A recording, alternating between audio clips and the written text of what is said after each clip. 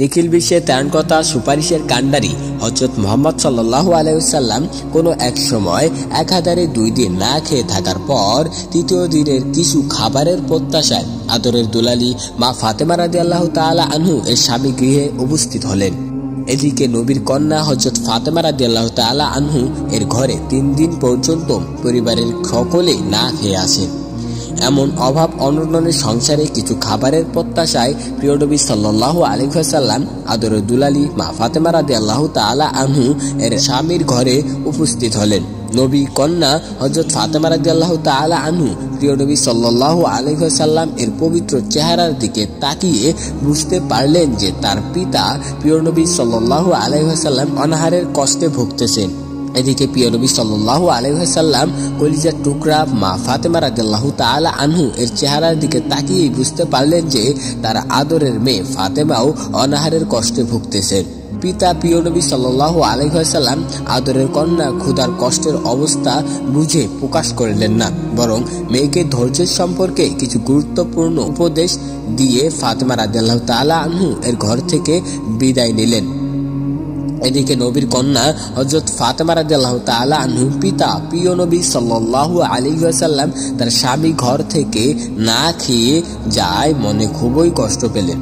আর কষ্ট পাবারও কথা, মেয়ের ঘর হতে অনাহারী পিতা না খেয়ে যাবে এটা সহ্য করার মতো না। তবে মানসিক খারাপ করলেও একটি মুহূর্তের জন্য ধৈর্য ধরলেন এবং আল্লাহর কাছে পূর্ণ আস্থা রেখে দুহাত তুলে প্রার্থনা করলেন। কান্না ভেজা কণ্ঠে আল্লাহর কাছে ফরিয়াদ জানালেন, হে আমার খোদা, আমাকে তুমি যেভাবেই রাখো তাতে আমি খুশি, কিন্তু আমার দুঃখ হলো আমার পিতা হযরত মুহাম্মদ সাল্লাল্লাহু আলাইহি ওয়াসাল্লাম আমার স্বামী ঘর থেকে না খেয়ে বের হয়ে গেলেন। আল্লাহ তাআলার কাছে হৃদয়গ্রাহী কান্না ভেজা কণ্ঠে প্রার্থনা করতেছেন। এমনই সময় হঠাৎ দেখতে পেলেন এক অপরিচিত লোক এসে রুটি এবং পাকান গোশত রেখে চলে গেলেন। নবীর কন্যা প্রার্থনা শেষ করে এহেন খাদ্য সামগ্রী দেখে খুবই খুশি হলেন।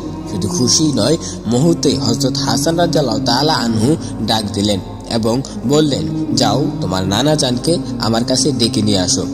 তারপর হযরত হাসান রাদিয়াল্লাহু তাআলা আনহু দৌড়ে নানার কাছে চলে গেলেন এবং নানাকে সালাম দিয়ে বললেন, আম্মা জান আপনাকে ডাকতে পাঠিয়েছেন। কিছু সময়ের মধ্যে প্রিয় নবী সাল্লাল্লাহু আলাইহি ওয়াসাল্লাম ফাতেমার ঘরে উপস্থিত হলেন। তিনি উপস্থিত হওয়া মাত্রই তার সামনে নবীর কন্যা হযরত ফাতেমা রাদিয়াল্লাহু তাআলা আনহু অপরিচিত লোকের দেওয়া সেই খাদ্য সামনে উপস্থিত করলেন।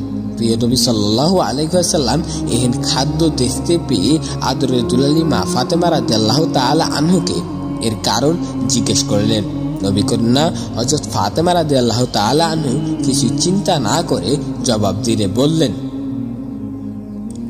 যেখান থেকে হযরত ঈসা আলাইহিস সালাম এর মাতা বিবি মরিয়ম আলাইহিস সালাম খাবার আসতো, সেই বেহেশত হতেই বরকতময় খাদ্য এসেছে। নবীর কন্যা হযরত ফাতেমা রাদিয়াল্লাহু তাআলা আনহু এর মুখে এমন কথা শুনে প্রিয় নবী সাল্লাল্লাহু আলাইহি ওয়াসাল্লাম খুবই খুশি হলেন, যা লিখনির মাধ্যমে বা বলার মাধ্যমে প্রকাশ করা সম্ভব নয়।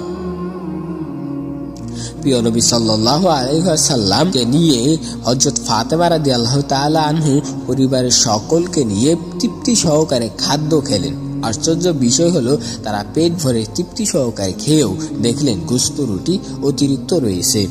অতিরিক্ত গোশত ও রুটি নবীর কন্যা হযরত ফাতেমা রাদিয়াল্লাহু তাআলা আনহু নিজের প্রয়োজনের জন্য না রেখে প্রতিবেশী লোকদের দিয়ে দিলেন।